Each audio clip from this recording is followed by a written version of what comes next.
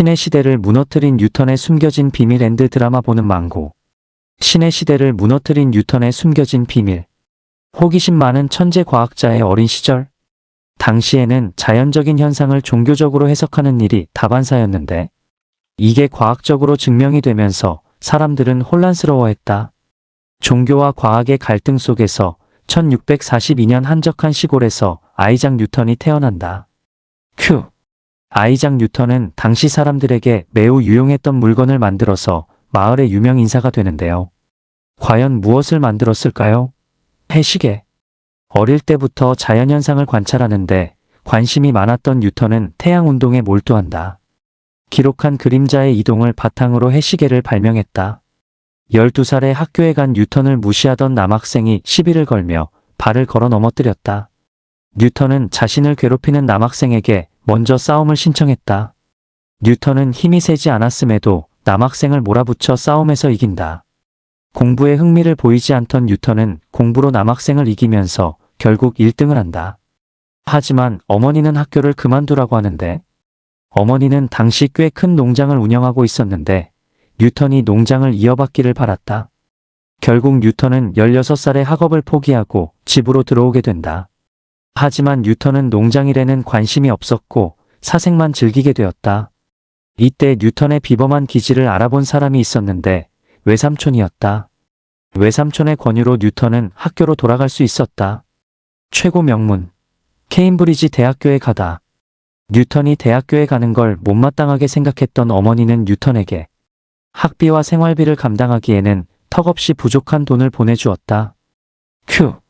뉴턴은 케임브리지 대학에 다니기 위해선 스스로 돈을 벌어야 했습니다. 어떤 방법으로 돈을 벌었을까요? 귀족 학생들의 하인 역할을 한 것. 당시 케임브리지 대학교에는 가난한 학생들이 귀족 학생이나 교수들의 시중을 들고 학비를 지원받는 제도가 있었다. 뉴턴은 점점 사람을 멀리하고 공부에만 몰두하게 되었다. 아웃사이더 뉴턴의 마음을 훔친 상대는 독서에 빠져있던 뉴턴의 관심을 끈 인물은 르네 데카르트였다. 르네 데카르트 1596만 1650. 프랑스의 철학자, 수학자, 과학자, 해석기하학의 창시자. 나는 생각한다. 고로 나는 존재한다. 뉴턴이 데카르트에서 빠진 이유는 뉴턴이 관심을 가졌던 자연현상의 데카르트가 새로운 해석을 내놓았기 때문이다. 데카르트 이전까지 유럽에 뿌리내리고 있던 르네상스. 자연주의 사상에서는 자연을 마치 살아있는 신비한 생명체로 여겼다. 데카르트는 자연현상을 해석할 때 신비로움을 제거하고 자연에서 일어나는 모든 원리를 과학적인 원리로 설명하려 했다. 대역병 시대. 학교를 떠난 뉴턴의 운명은 런던에 퍼졌던 흑사병은 치사율이 높고 전염성도 강해 공포의 대상이었다.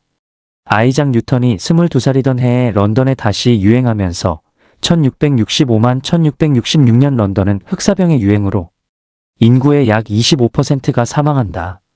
흑사병.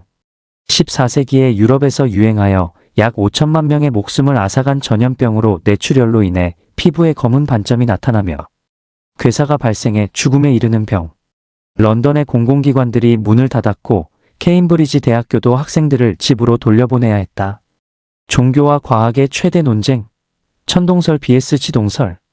천동설은 기독교적 세계관이 더해져 확고해지게 된다. 중세 유럽까지는 절대 진리로 여겨져 누구도 반박할 수 없었다. 16세기 천동설의 금기를 깨는 인물이 나타나는데 바로 니콜라우스 코페르니쿠스이다. 천동설 지구 중심설. 지구는 움직이지 않고 태양과 태양계 행성들이 지구의 주위를 돌고 있다는 이론. 니콜라우스 코페르니쿠스. 천동설을 반박하고 지동설을 주장해 후대에 천문학과 물리학 발전의 토대를 마련한 폴란드의 천문학자. 천체를 관측하던 코페르니쿠스는 지구가 아닌 태양이 우주의 중심이 되는 지동설을 떠올리게 된다. 당시 지동설을 주장했던 학자들은 종교로부터 탄압과 박해를 받았고 종교 재판을 받기도 했다. 당시 지동설이나 천동설이나 달이 지구를 돌고 있다는 설은 동일했는데 과학자들은 왜 달이 지구에서 떨어지지 않고 계속 돌 수 있는지 의문스러웠다. 아이작 뉴턴 역시 그 고민을 하고 있었는데 떨어지는 사과를 보고 이유를 알게 되었다. 사과를 지구로 떨어지게 하는 힘이 달도 날아가지 않고 지구 주위를 계속 돌 수 있게끔 붙들고 있는 거구나. 관성의 법칙. 외부에서 힘이 작용하지 않으면 운동하는 물체는 그 직선 방향으로 계속 운동하려 하고, 정지한 물체는 계속 정지해 있으려는 성질. 다른 관성 운동과 중력으로 인해 지구 주위를 돌게 되는 것이다. 뉴턴의 생각은 여기서 멈추지 않고 지구가 태양 주위를 도는 원리까지 생각을 확장한다. 아이작 뉴턴은 모든 천체에 끌어당기는 힘인력이 있다고 주장하게 된다. 세계사를 바꾼 뉴턴의 위대한 발견. 만유인력의 법칙. 아이작 뉴턴은 만유인력이 천체뿐만 아니라 질량을 가진 모든 물체에 작용한다고 주장했다.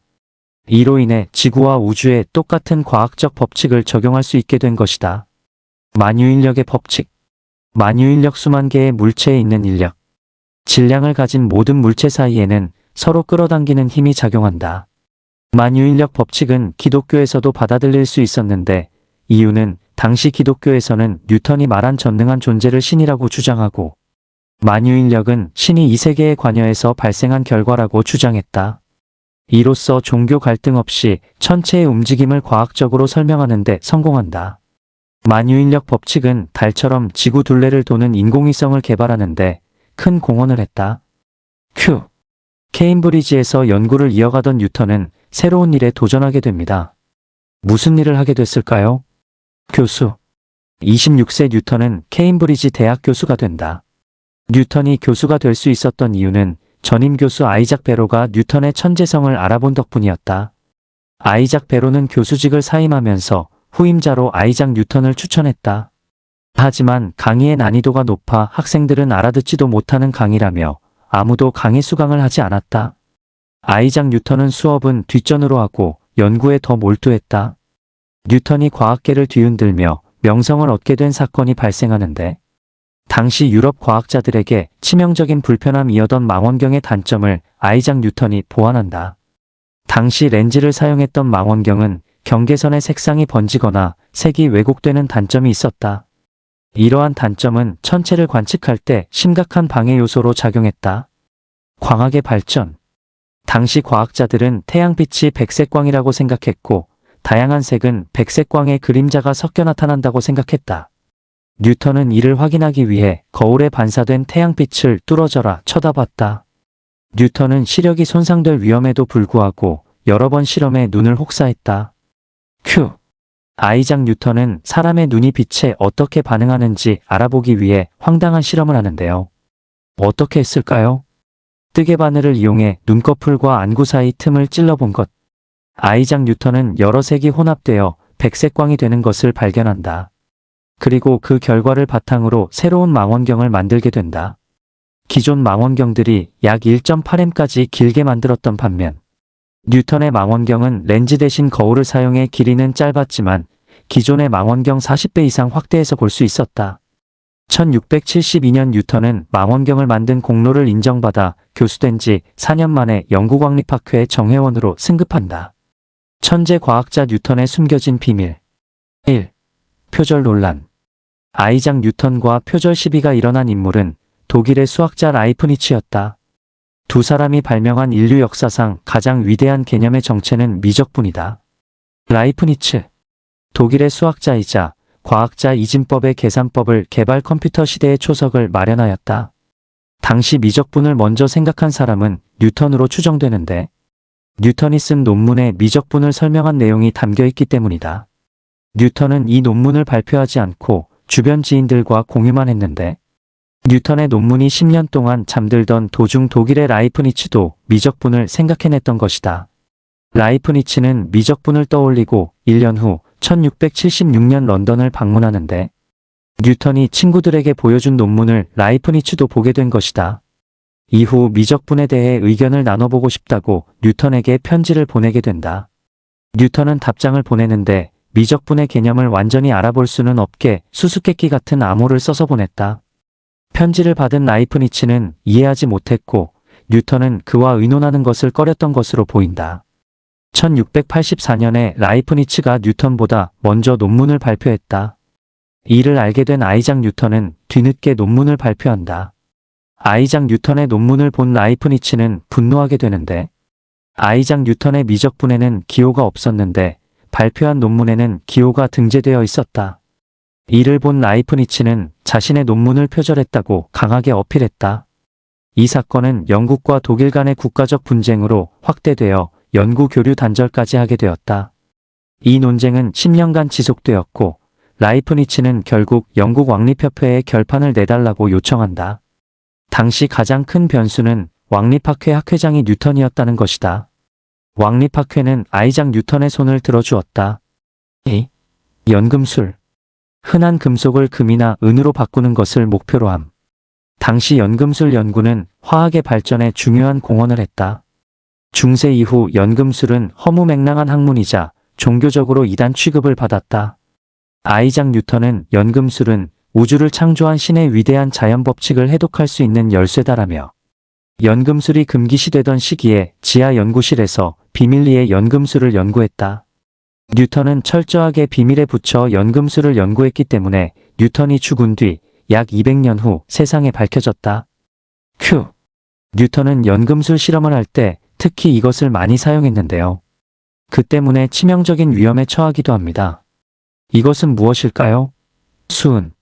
아이작 뉴턴은 은과 수은을 섞어 나뭇가지처럼 자라나는 실험을 진행했다고 알려져 있다. 아이작 뉴턴은 1690년대 초반 50대 때 우울증, 불면증, 과대망상 등 정신질환에 시달리게 된다. 이 증상은 수은 때문이라는 설이 있었다. 아이작 뉴턴이 사망하고 그의 머리카락에서는 수은이 정상 수치보다 40배가량 높게 검출되었다. 아이작 뉴턴은 금지된 학문도 주저하지 않고 건강도 안중에 없을 정도로 연구에 몰두했다. 3. 성경 해독. 뉴턴은 성경의 내용을 바탕으로 미래에 다가올 일을 예언했는데요. 무엇을 예언했을까요? 지구 종말 다니엘서 12장 7절에 기록된 내용. 한 때와 두 때와 반 때가 지나야 한다. 거룩한 백성이 받는 핍박이 끝날 때 이 모든 일이 다 이루어질 것이다. 뉴턴은 과학과 전혀 상관없는 분야에도 관심이 많았던 것을 알 수 있다. 1687년 아이작 뉴턴은 자신의 연구 결과를 집대성한 프린키피아 책을 발표한다. 프린키피아에는 만유인력의 법칙, 뉴턴의 운동 법칙 등 물리학의 중요한 이론이 담겨 있다. 프린키피아. 자연철학의 수학적 원리라는 제목의 책으로 근대 과학혁명의 성과를 집대성한 책. 얼마 전 미국 뉴욕에서 크리스티 경매에 나온 프린키피아 초판의 가격은 한화로 약 44억 원에 낙찰되었다. 뉴턴의 이론들은 훗날 과학기술 발전의 밑바탕이 되었다. 1696년 아이작 뉴턴은 54세에 갑자기 케임브리지 대학교를 떠나 런던으로 간다. 그는 과학자에서 공무원으로 직업을 바꿨다. 당시 영국 재무부 장관이었던 찰스 몬테규는 친구인 아이작 뉴턴에게 조폐국 감사직을 추천한다. 꿀보직이었던 이 감사 자리를 아이작 뉴턴은 받아들인다. 당시 영국은 심각한 화폐 문제 때문에 골머리를 앓고 있었다. 1600년대 말에는 위조 동전이 성행했던 시기였다. 아이작 뉴턴을 위장을 하고 화폐 위조범을 잡기도 했다. 이 일을 계기로 아이작 뉴턴은 조폐국 국장까지 승진하게 된다. 하지만 1720년 노년에 아이작 뉴턴은 주식에 실패해 큰 위기를 맞이한다. 영국에서 남의 회사 거품 사태가 발생한다. 남의 회사. 당시 위기에 빠진 영국 재정을 살리고자 설립. 남의 무역을 통해 이윤을 창출하고 채무를 정리하는 것이 목적. 남의 회사는 설립 당시 아프리카 노예들을 팔아서 이익을 취득했다. 훗날 금융회사로 탈바꿈되었다. 당시 남의 회사는 남아메리카 무역 독점권을 확보하려 했다. 이 소식을 들은 뉴턴은 주식을 매입하는데 처음에는 이익을 보았다. 그런데 추후에 주가가 더 오르자 고점에서 주식을 왕창 매입한다. 그런데 이후 해상사고가 발생하며 남의 회사의 경영 상태가 부실해진다. 뉴턴이 팔기도 전에 주식이 폭락한다. 아이작 뉴턴은 이 사건으로 약 40억 원의 손실을 본다. 하지만 아이작 뉴턴은 부동산 투자로 약 32,000파운드 현재 가치 약 65억 원의 수익을 올렸다. 혼자 글을 쓰며 노년을 보내던 아이작 뉴턴은 건강이 나빠져서 1727년 85세에 사망한다. 아이작 뉴턴은 웨스트민스터 사원에 묻히게 된다.